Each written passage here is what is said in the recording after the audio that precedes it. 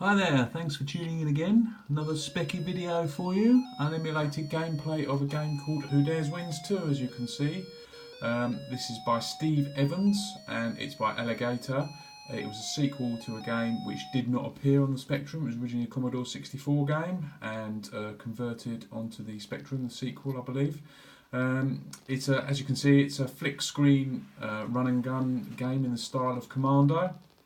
And I think it's notable, this game. Firstly, I've picked it up recently after having it back in the day, and I've been playing on it again and having really good fun again, trying to work my way through all the screens, which get progressively quite tricky in places.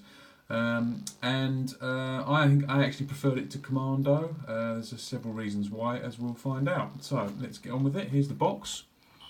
As you can see, it came in a single dual case or single cassette case, as was common back then.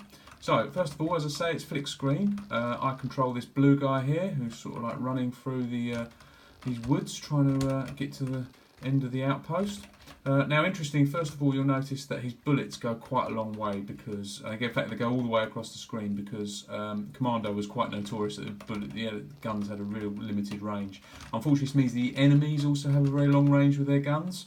But that's a small price to pay because it means you can take long shots against all the bad guys. Now, my guy's also got some grenades, just like with Commando, which he lets loose by, or throws rather I should say, by holding down the fire button. Oops.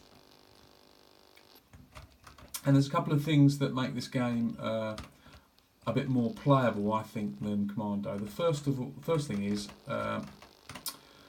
that when you touch the enemies, they don't automatically kill you, which I always thought was a bit odd in Commando because basically your guy's a trained bad guy, a vicious hand-to-hand combatant, and as soon as the enemies touch him, that's it, he's dead. But in this game, they don't actually do that. You can just pass through them. Obviously, it does make you very vulnerable to being shot, but you can get close up and personal with them without actually getting killed. Second of all, although I've done it on this screen, you don't actually have to kill all the bad guys in each screen in order to progress. So you can simply waltz through each screen to the end in order to get to the last screen. And in the last screen, a la Commando, you have to eliminate all the bad guys in order to progress. Another nice touch here, you've got a guy in a firing squad who you can choose to save, which is another thing nicked from Commando. So it's very derivative, this game, but they've made it fun, I think, by just making it a little bit more playable than Commando, which, let's face it, was pretty rock hard. Missed out on the bonus score by getting the Commander there. There you go, and that's Outpost 1 captured. Fairly easy, of course, the first bit. Now, I don't think we've seen any examples of it yet, but the enemy soldiers have a propensity to rather amusingly blow themselves up with their grenades, which is quite funny, but I don't think, as I say, we've had any examples of it yet. This is quite tricky, this bit, but I think if we put a grenade right there, yeah, it gets both of them. So they hide behind these bunkers and walls. Oh.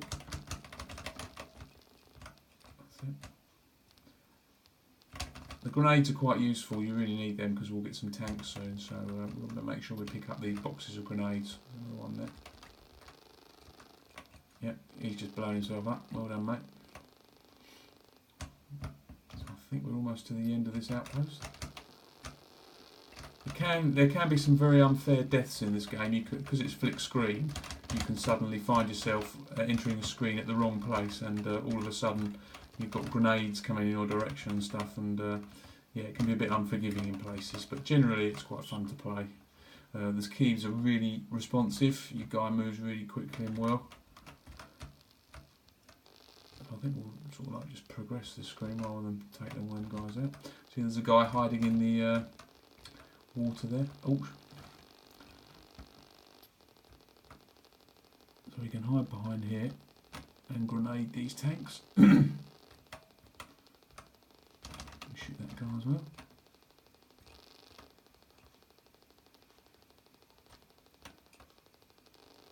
I think he speeds up if we try and sneak past him, but I think we can do that, yeah. Now I remember this one. This was one I always had trouble with back in the day because I think you get attacked by some fighter plane. Let's have a look. Ah. Yeah, I can remember having big trouble with this back in the day. Not quite sure how you're supposed to get past it. I've only got one life left. So quite a simple game to play, but quite tricky in places. Got him. Right. Got past that. Not quite sure how I got past that, but I did. Yeah. Unfortunately, I've acquired an extra life in the meantime, but you can see an example of what I was saying earlier about the frustrating death. Oh. So yeah, quite a tricky game to play. Easy to get into, but a lot of fun this game. I remember playing it a lot. I can't remember if I completed it, but I think I've got a fair way in it. So yeah, there's Who Dares Wins 2, one of my favourite games on the Specky growing up. You did get a nice little attract mode as well. Let's watch that guy get shot. Yeah, very nice. And you sort of could see all the screens that were coming up, so it kind of ruined it a little bit really. But yeah, great little game. Thanks for watching. I'll post another video soon. Cheers. Bye.